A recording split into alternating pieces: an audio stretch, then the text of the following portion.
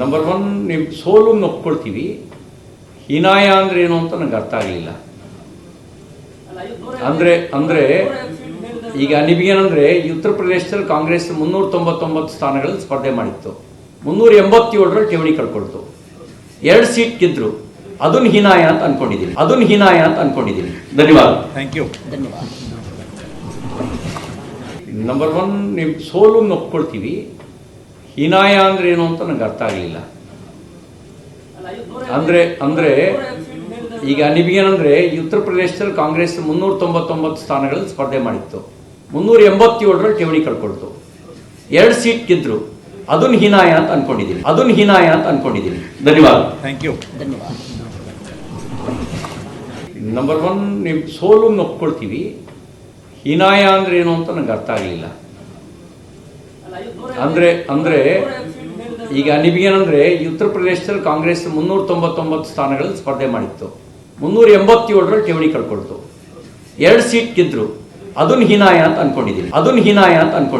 ಧನ್ಯವಾದ. Thank you. Number one, ನಿಮ್ಮ ಸೋಲನ್ನು ಒಪ್ಕೊಳ್ತೀವಿ. ಹೀನಾಯ ಅಂದ್ರೆ ಏನು ಅಂತ ನನಗೆ ಅರ್ಥ ಆಗಲಿಲ್ಲ. ಅಂದರೆ ಈಗ ನಿಮಗೇನಂದ್ರೆ ಉತ್ತರ ಪ್ರದೇಶದಲ್ಲಿ ಕಾಂಗ್ರೆಸ್ 399 ಸ್ಥಾನಗಳಲ್ಲಿ ಸ್ಪರ್ಧೆ ಮಾಡಿತ್ತು. 387ರಲ್ಲಿ ಠೇವಣಿ ಕಳ್ಕೊಳ್ತು. 2 ಸೀಟ್ ಗೆದ್ರು. ಅದನ್ನು ಹೀನಾಯ ಅಂತ ಅನ್ಕೊಂಡಿದ್ದೀನಿ. ಧನ್ಯವಾದ. Thank you.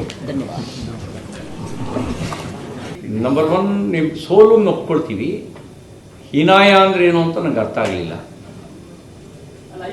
ಅಂದರೆ ಈಗ ನಿಮಗೇನಂದ್ರೆ ಉತ್ತರ ಪ್ರದೇಶದಲ್ಲಿ ಕಾಂಗ್ರೆಸ್ 399 ಸ್ಥಾನಗಳಲ್ಲಿ ಸ್ಪರ್ಧೆ ಮಾಡಿತ್ತು. 387ರಲ್ಲಿ ಠೇವಣಿ ಕಳ್ಕೊಳ್ತು. 2 ಸೀಟ್ ಗೆದ್ರು. ಅದನ್ನು ಹೀನಾಯ ಅಂತ ಅನ್ಕೊಂಡಿದ್ದೀನಿ. ಧನ್ಯವಾದ. Thank you. ನಂಬರ್ ಒನ್, ನಿಮ್ಮ ಸೋಲನ್ನು ಒಪ್ಕೊಳ್ತೀವಿ. ಹೀನಾಯ ಅಂದ್ರೆ ಏನು ಅಂತ ನನಗೆ ಅರ್ಥ ಆಗಲಿಲ್ಲ.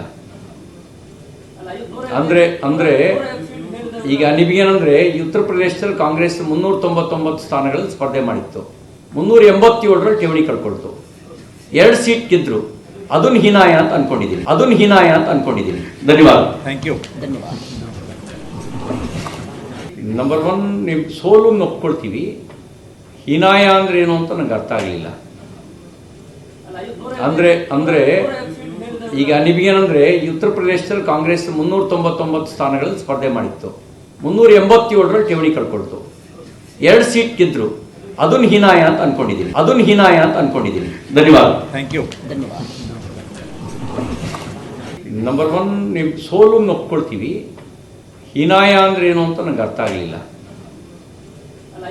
ಅಂದರೆ ಈಗ ನಿಮಗೇನಂದ್ರೆ ಉತ್ತರ ಪ್ರದೇಶದಲ್ಲಿ ಕಾಂಗ್ರೆಸ್ 399 ಸ್ಥಾನಗಳಲ್ಲಿ ಸ್ಪರ್ಧೆ ಮಾಡಿತ್ತು. 387ರಲ್ಲಿ ಠೇವಣಿ ಕಳ್ಕೊಳ್ತು. 2 ಸೀಟ್ ಗೆದ್ರು. ಅದನ್ನು ಹೀನಾಯ ಅಂತ ಅನ್ಕೊಂಡಿದ್ದೀನಿ. ಧನ್ಯವಾದ. Thank you.